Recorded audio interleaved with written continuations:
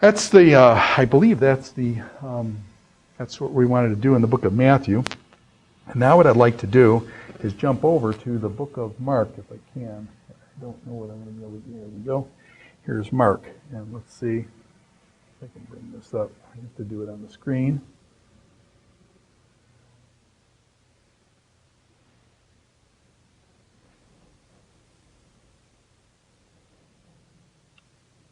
There we go. Transition now over to the book of Mark.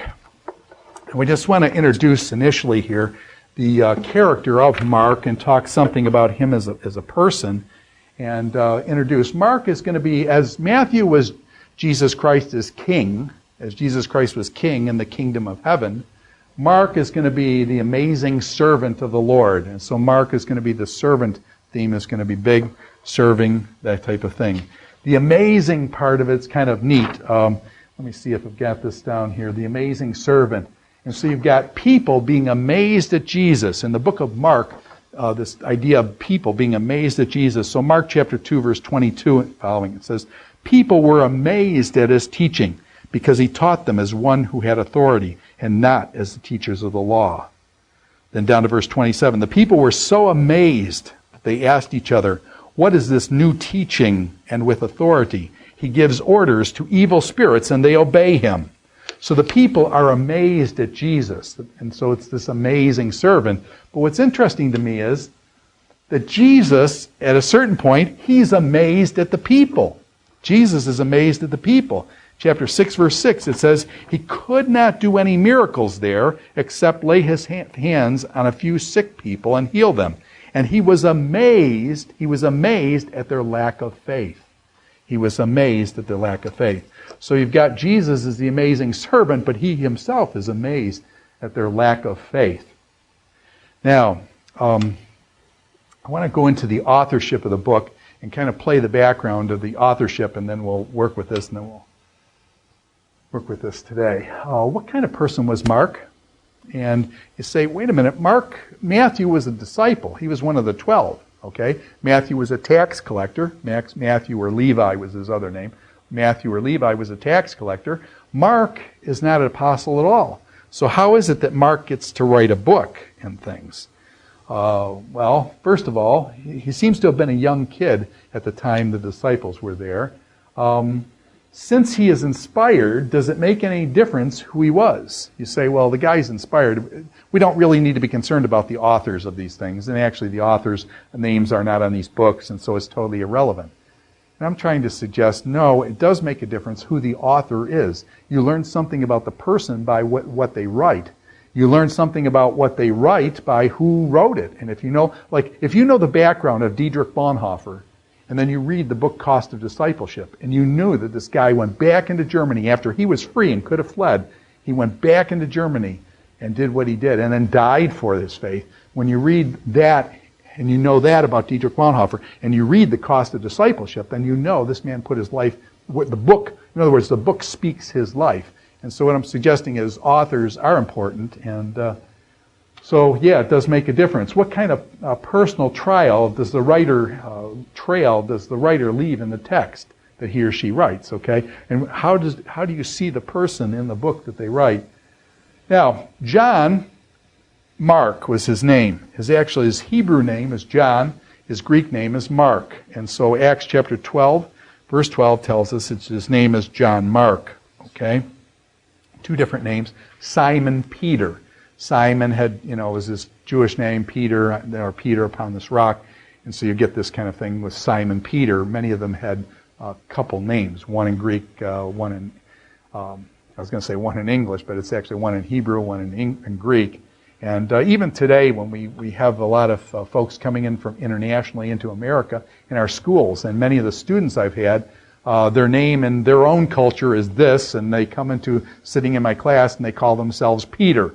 Okay, but that's not really their name. That's the name they've adopted while they're here in America.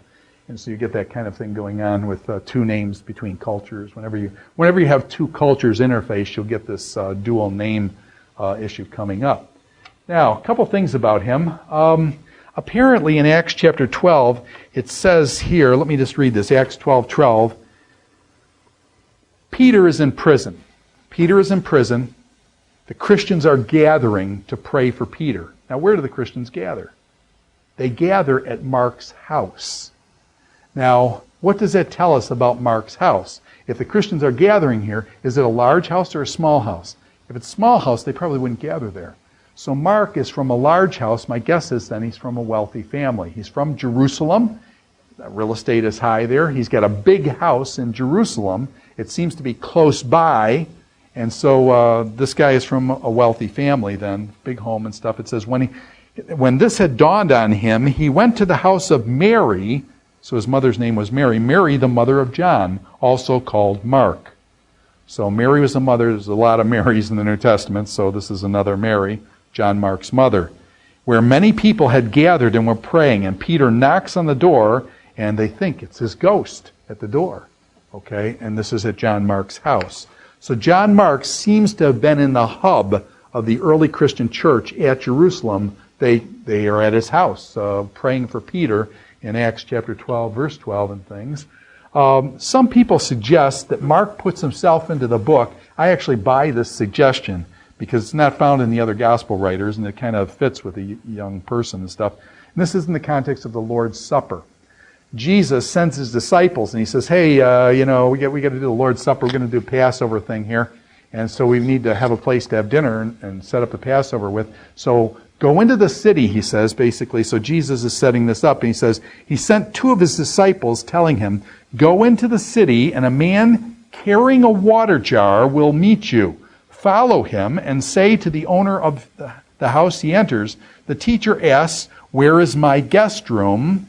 Notice the guest room. Where is my guest room that I may eat the Passover with my disciples? Now he's got, 12 disciples, himself, that's 13. And he will show you a large upper room, furnished and ready. Make preparations for us there.